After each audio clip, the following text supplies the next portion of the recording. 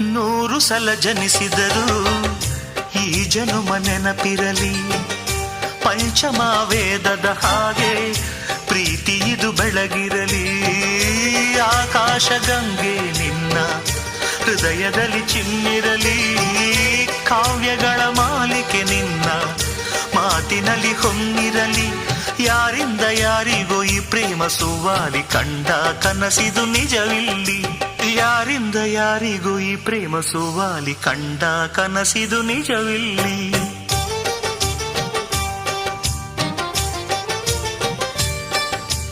ನಲಿ ನಲಿ ನಲಿವಿನ ವೇಳೆ ಇದು ಅಳಿಯದೆ ಉಳಿಯಲಿ ನಾಳೆ. ಹೃದಯವು ಅರಳುವ ವೇಳೆ ಸವಿ ನೆನಪಲೆ ಬರೆಯುವ